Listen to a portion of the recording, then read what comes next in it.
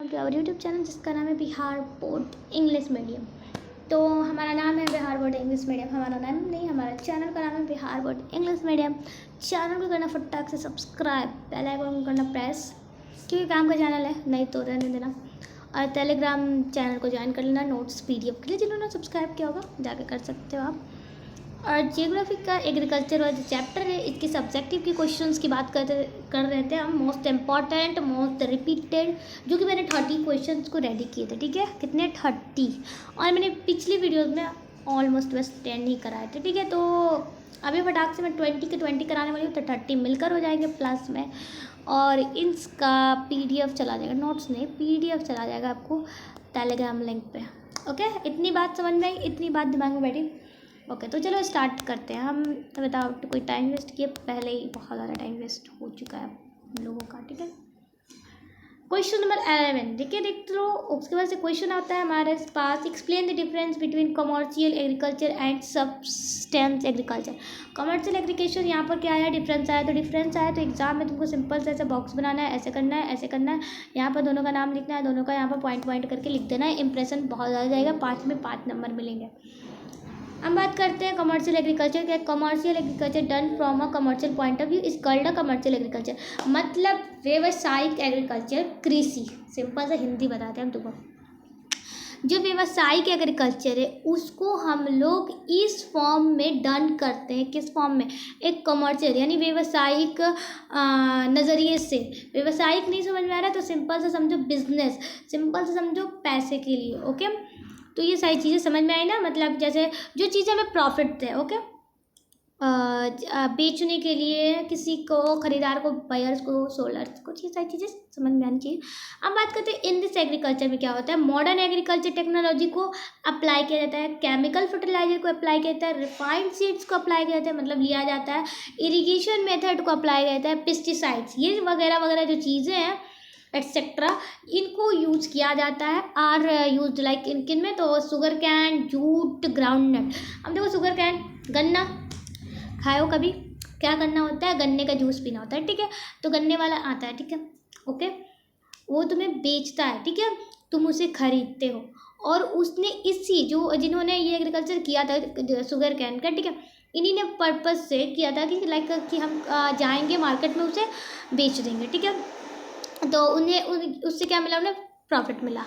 अब बात करते हैं सब्सिस्टेंस एग्रीकल्चर के बारे में। तो सब्सिस्टेंस जो एग्रीकल्चर होते हैं, तो agriculture done with the help of traditional method like plough, oxen, hoe etcetera in this crop production is done for livelihood is called subsistence agriculture. तो सब्सिस्टेंस एग्रीकल्चर को बात करते हैं, तो एग्रीकल्चर वैसे एग्रीकल्चर जिनको पुराने ज़माने के मेथड से डन किया जाए उसको हम लोग कहते हैं सब्सिस्टेंस एग्रीकल्चर। जैसे कि कुल्हाड़ी नहीं यार, उसको क्या कहते हैं, लाइक प्लॉग होते हैं, वो सारी चीज़ें। और इसमें क्या होता है, जो प्रोडक्शन होता है उसको इसलिए डन किया जाता है अपनी ज़िंदगी को गुजारने के लिए, उसको कहते हैं सब्सिस्टेंस एग्रीकल्चर। जो बर्डन होता है पॉपुलेशन का वो बहुत ज़्यादा होता है इस एग्रीकल्चर में, और मॉडर्न टेक्नोलॉजी बहुत कम की यूज़ किया जाता है इसमें। जैसे इसमें बात करें राइस, वेट, कॉर्न एटसेट्रा, ये सारी चीज़ें खाने पीने की चीज़ें जो नॉर्मली इंसान को खाने पीने की ज़िंदगी गुजारने के लिए की जाती है। ठीक है, देन बात करते हैं क्वेश्चन नंबर 12 की। ठीक है, तो राइट दी कैरेक्टरिस्टिक इंटेंसिव एग्रीकल्चर की कैरेक्टरिस्टिक को लिखना है। तो जो मेन कैरेक्टरिस्टिक है इंटेंसिव एग्रीकल्चर की, उसके बारे में हम बात करेंगे। तो तुमको लिखना है कि इसमें क्या यूज होता है, एडवांस एग्रीकल्चर की टेक्नोलॉजी को यूज़ किया जाता है, और जो हायर पर हेक्टर के प्रोडक्शन को जो बढ़ा दिया जाता है is higher due to excess, मतलब कि जितनी ज़रूरत है मॉइस्चराइज उतनी मॉइस्चराइज होना चाहिए। और इंटेंसिव एग्रीकल्चर को बहुत लो लैंड में डन की जाती है। अंडर दिस एग्रीकल्चर में, ये एग्रीकल्चर में किन किन टाइप के क्रॉप्स को ग्रोन किया जाता है, तो paddy, wheat along with other food, जो खाने पीने के सामान होते हैं, भोजन, ग्रेन्स वगैरह, इन सारी चीज़ों को कल्टीवेट करते हैं। फर्टिलाइजर बहुत कम यूज़ किया जाता है इस मेथड के एग्रीकल्चर में, और इसमें बहुत ज़्यादा प्रोडक्शन आती हैं और लैंड बहुत कम लगते हैं, स्पेंडिंग कम ज़्यादा करना पड़ता है, जो मेन फीचर है फार्मिंग का।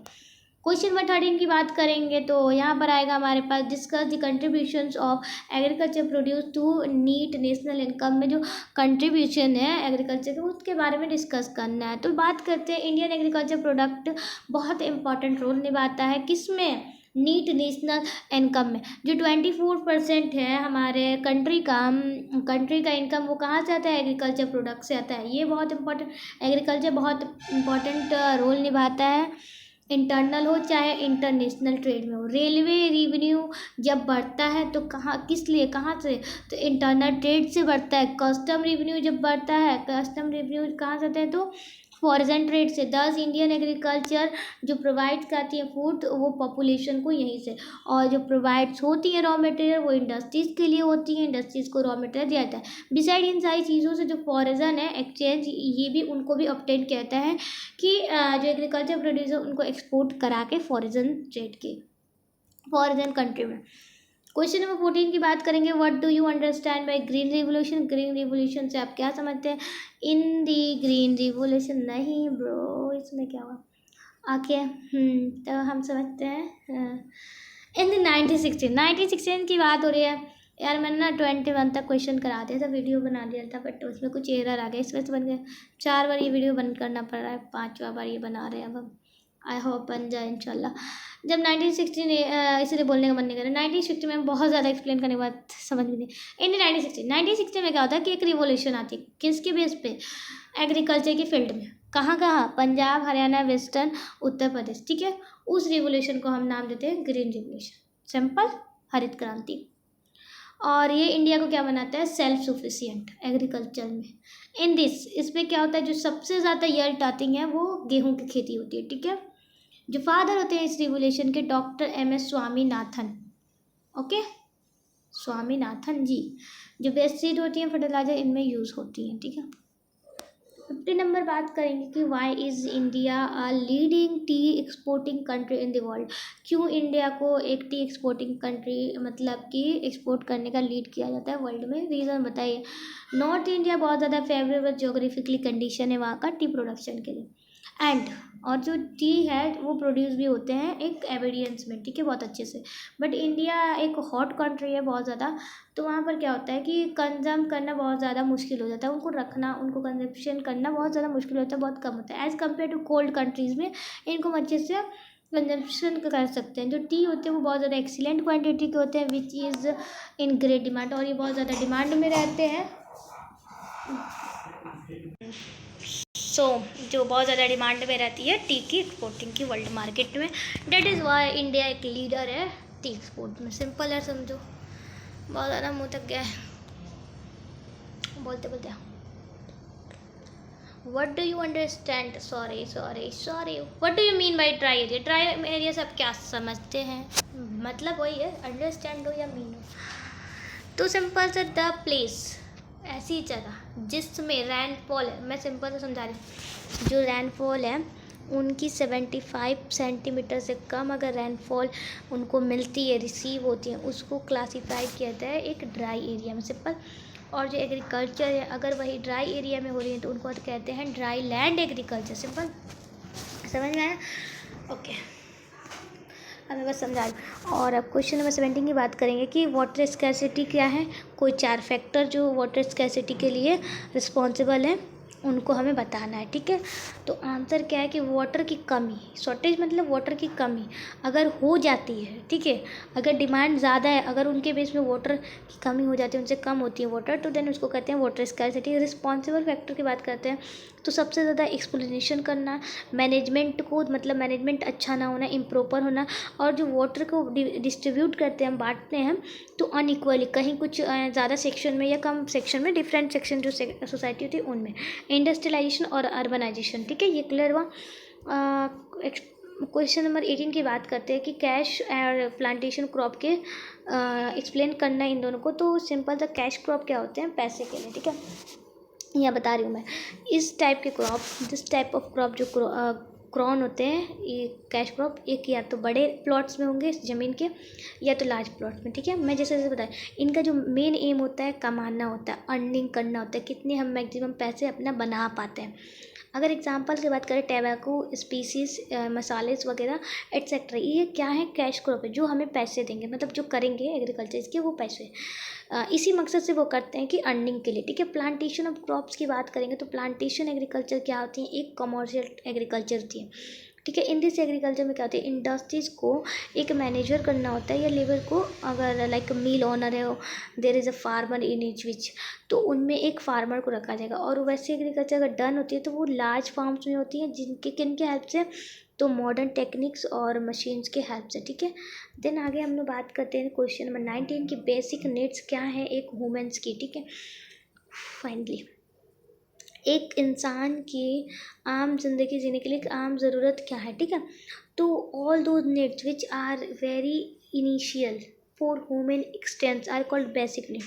तो बेसिक नीड्स की अगर हम बात करें तो वो सारी ज़रूरतें जो एक इंसान को ज़िंदा रहने के लिए चाहिए, एक्सटेंस के लिए चाहिए इनिशियली हैं, उनको हम लोग कहते हैं बेसिक नीड्स। लाइक अगर हम बात करें कि फूड, क्लॉथ और शेल्टर, घर, कपड़ा और खाना, घर, कपड़ा और अरे यार खाना, ठीक है। क्वेश्चन नंबर 20 की बात करें कि what is a called white revolution. White revolution क्या कहते हैं, तो वाइट रेवोल्यूशन ये बोले या ऑपरेशन फ्लॉट बोले, दोनों रिलेटेड टू मिल्क प्रोडक्शन से होते हैं, कि इज़ रिलेटेड टू, दोनों को सेम नेम है, या तो वाइट रेवोल्यूशन आप बोल सकते हैं, ऑपरेशन फ्लॉट।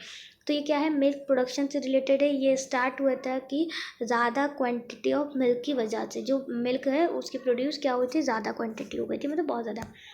क्वेश्चन नंबर 21 की बात करेंगे, which important steps have been taken for the development of agriculture in the 5 year plan after independence. कि कौन से स्टेप्स लिए गए थे एग्रीकल्चर के डेवलपमेंट के लिए 5 ईयर्स प्लान में इंडिपेंडेंट के बाद।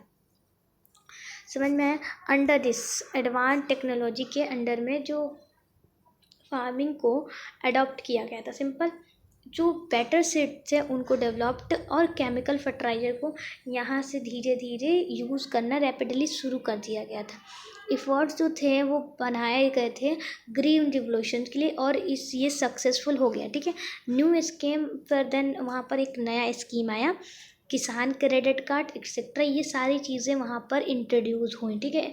कब, हमारे इंडिपेंडेंस के बाद। देन बात करते हैं 22 में कि write names of major food and commercial crops grown in India. कि मेजर फूड का नाम बताना है आपको, एग्जांपल्स और कमर्शियल क्रॉप्स के, ठीक है। बात करेंगे तो मेजर फूड क्रॉप्स कुछ इस तरीके से अच्छे से लिखना, राइस, वेट, मेज, पल्सेस, ओल्ड सेट्स, ज्वार, बाजरा, रागी, ये सारे किस में आते हैं, मेजर फूड क्रॉप में। अगर बात करें मेजर कमर्शियल क्रॉप्स की तो sugar cane, T, coffee, hot spices, rubber etcetera, ये सारे क्या है, कमर्शियल क्रॉप है, ठीक है। इस तरीके से तुम लिख के आना। क्वेश्चन नंबर 23 की बात करेंगे, व्हाट आर रबी क्रॉप्स, कुछ 4 एग्जाम्पल देना है।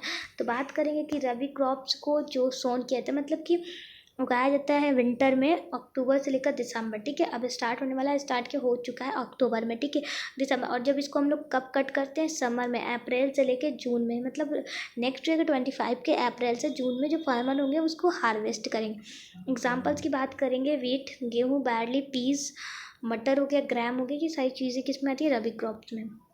अब तो मटर मिलने लगेंगे, ठीक है। What is called crop pattern. Crop pattern क्या कहलाता है, तो जो crops are grown according to the season, मतलब कि वैसे क्रॉप जो सीज़न के मुताबिक, मौसम के मुताबिक ग्रोन की जाती हैं, जो मेन क्रॉप्स होते हैं इंडिया में, उनको हम लोग क्रॉप पैटर्न कहते हैं। अगर बात करें पहला खरीफ जो प्री मानसून किया जाता है, रबी जो रैन के बाद, मतलब बरसात के बाद तुरंत जब सर्दी आती है, अब अक्टूबर आने वाली है, आ गई है, ठीक है, तो अब सर्दी आने वाली है, तो देन बिगिनिंग में क्या होता है, रबी क्रॉप होता है। जैद जो कि समर में होता है, एक बहुत छोटा सा पीरियड, मतलब समझो एकदम कम, इसकी बात ही कम होती है, ठीक है, तो याद करो, ठीक है। देन बात करते हैं 25, what are called abiotic resources, ठीक है। अबायोटिक रिसोर्सेज क्या है, all those resources which are made from non living are called abiotic. वैसे सारे रिसोर्सेज जो नॉन लिविंग से बने हुए हैं उनको कहते हैं अबायोटिक रिसोर्सेज, जैसे एग्जाम्पल रॉक्स, ठीक है। क्वेश्चन नंबर 26 की बात करेंगे, what is buffer stock. Buffer stock क्या है, the government runs various program to help the poor and the grain store for use in times of disaster is called buffer system. Government ने बहुत सारा scheme चलाया था, programmes बनाए थे poors के लिए, उनके हेल्प के लिए, और वो जो ग्रेन स्टोर था, ग्रेन स्टोर मतलब समझ रहे हो कि खाने के सामान की जो ग्रेन को स्टोर कर रहे थे उनको इन टाइम्स ऑफ डिजास्टर में उनको स्टोर किया गया था, उसको कहते हैं बफर स्टॉक। और this work is done in India, और यही वर्क को इंडिया में डन किया जाता है by the food corporation of India, ठीक है। व्हाट इज़ ऑपरेशन फ्लड, ठीक है, फ्लड। तो ऑपरेशन फ्लड एक कैंपेन है जिसको लॉन्च किया जाता है वाइट रिवोल्यूशन, जो कि मिल्क प्रोडक्शन बहुत ज़्यादा बढ़ गई थी, इस वजह से इनके जो फाउंडर है डॉक्टर वर्गेश कुरेन, ठीक है, ऊपर ही मैंने बताया था, ठीक है, कि मिल्क की जो प्रोडक्शन है वो बढ़ गई थी उनकी वजह से, ठीक है। क्वेश्चन नंबर 28 की बात करें, write names of food to food cash and fiber crops grown in India.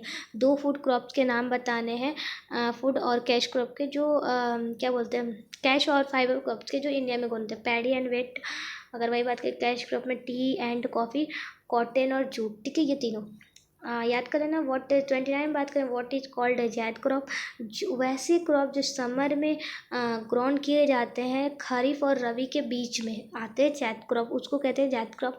It is also called गर्मा क्रॉप, इसको हम लोग गर्मा क्रॉप के नाम से भी जानते हैं। एग्जाम्पल में कुकुम्बर, ठीक है, देखते नहीं कुकुम्बर का बहुत कम टाइम ऑफ पीरियड होता है, ठीक है। What is called food security, food security क्या है, the basic need of a human being is food, clothing or shelter. Providing food as well as nutrition to every citizen is called food security. The government does this through the public distribution system. कि वैसे जो basic need है एक human being की, अगर हम बात करें खाने, भोजन, कपड़े और शेल्टर, ठीक है, ये तीनों अगर एक बेसिक नीड्स है तो इनको प्रोवाइड कराते हैं, प्रोवाइडिंग, उसी तरीके से भोजन, उसी तरीके से न्यूट्रिशन के साथ हर एक सिटीजन को, उसको कहते हैं फूड सिक्योरिटी, जो गवर्नमेंट करती है पब्लिक डिस्ट्रीब्यूशन के सिस्टम के थ्रू में, ठीक है। तो यहीं तक था 30 question. Thanks for watching the video, channel को सब्सक्राइब कर लेना, और कुछ गलती हुई हो तो सॉरी, बिकॉज हम कोशिश कर सकते हैं, बन तो नहीं सकते कुछ। उम्मीद करते हैं आपको पसंद आए। टेलीग्राम पे आपको इसका PDF मिल जाएगा। मिलते हैं, तब तक बाय।